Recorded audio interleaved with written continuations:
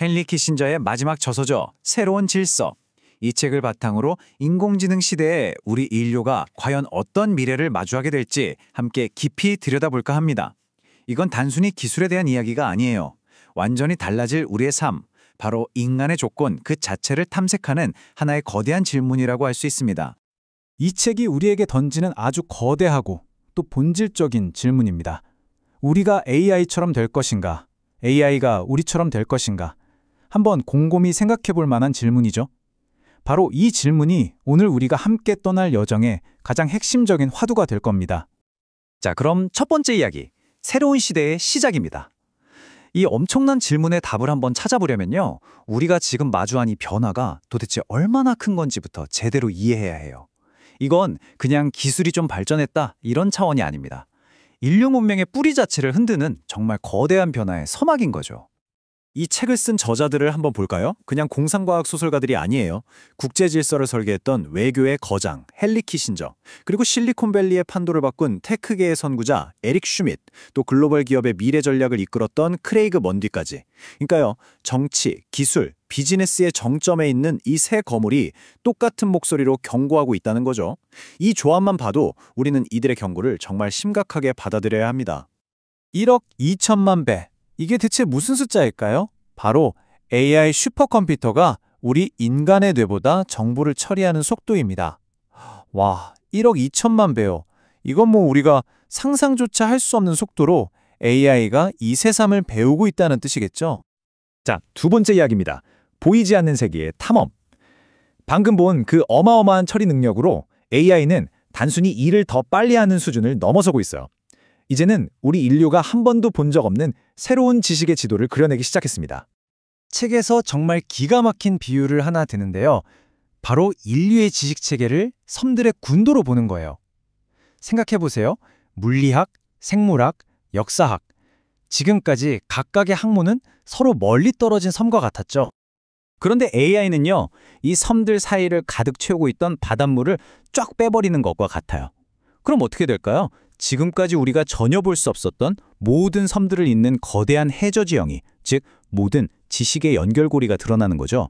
예를 들어 유전학과 우주론이, 또 심리학이 어떻게 연결되는지를 보여주면서 인류가 오랫동안 꿈꿔왔던 대통일 이론의 실마리를 찾게 될지도 모르는 일입니다. 이게 그냥 상상 속의 이야기가 아니라는 걸 보여주는 사례가 있죠. 바로 구글의 알파고입니다. 알파고는 분명 인간의 기보를 배우면서 시작했지만 결국 4,000년 바둑 역사에 단 한 번도 없었던 완전히 새로운 수를 창조해냈어요.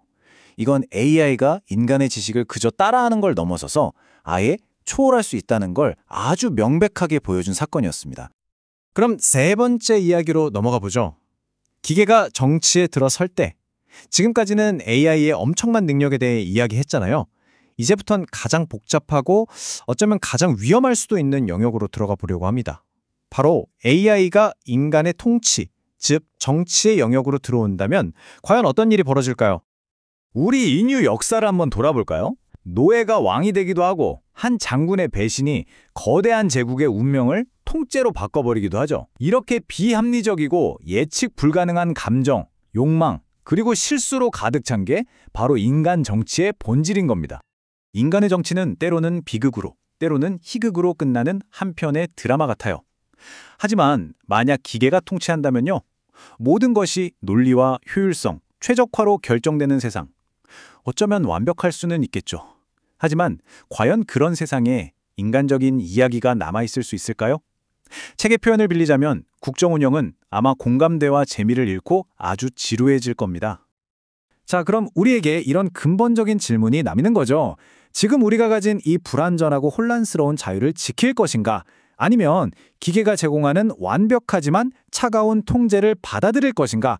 우리는 과연 무엇을 선택해야 할까요? 네 번째 이야기, 가치 정렬의 문제입니다. 이 딜레마를 푸는 데 있어서 가장 큰, 어쩌면 우리가 절대로 넘을 수 없을지도 모르는 난관이 바로 이 가치 정렬이라는 거예요. 쉽게 말해 AI의 목표를 우리 인류의 가치와 어떻게 일치시킬 거냐 하는 아주 근본적인 문제입니다. 핵심은 이겁니다. 이 문제는 사실 두 가지 문제로 쪼개볼 수 있어요. 첫째는 선함이나 정의 같은 추상적인 가치를 어떻게 컴퓨터 코드로 바꿀 거냐 하는 기술적인 문제고요. 그리고 둘째는 이것보다 훨씬 더 어려운데 도대체 어떤 가치를 가르칠 건지에 대해 이 지구상의 80억 인류가 전부 합의해야 한다는 외교적인 문제입니다. 이 말이 인간의 도덕성이 얼마나 복잡한지를 정말 잘 보여주는 것 같아요. 우리 가운데 가장 선한 자도 타락할 수 있고 가장 악한 자도 언제나 다시 일어날 희망을 가질 수 있다. 인간은 이렇게 선과 악 사이를 끊임없이 오가는 존재잖아요. 이런 모순적이고 계속 변하는 도덕성을 어떻게 기계에게 하나의 규칙으로 가르칠 수가 있겠어요? 이제 우리의 이야기는 클라이맥스를 향해 갑니다. 인류는 자신의 미래에 대해서 정말 궁극적인 결정을 내려야만 하는 그런 순간에 다다랐습니다. 우리가 맨 처음에 던졌던 질문으로 다시 돌아왔습니다. 지금까지의 이야기를 쭉 따라오셨다면 아마 이 질문의 무게가 처음과는 완전히 다르게 느껴지실 거예요. 우리의 이 모든 결함까지 포함해서 AI를 우리처럼 만들 것인가? 아니면 반대로 우리의 인간성을 버리고 AI처럼 논리적이고 완벽한 존재가 될 것인가? 저자들은 이 선택이 얼마나 중요한지에 대해 정말 냉엄하게 경고합니다. 만약 우리가 가치 정렬에 실패한다면 그 결과는 재앙 그 자체일 거라고요. 핵심은 이겁니다. 인류의 가치와 어긋나게 만들어진 AI가 딱 하나라도 존재하는 세상은 차라리 AI가 아예 없는 세상보다도 훨씬 더 나쁘다는 겁니다. 자, 마지막 이야기입니다. 우리의 믿음의 도약. 그렇다면 이 거대한 도전 앞에서 우리는 대체 어떻게 앞으로 나아가야 할까요?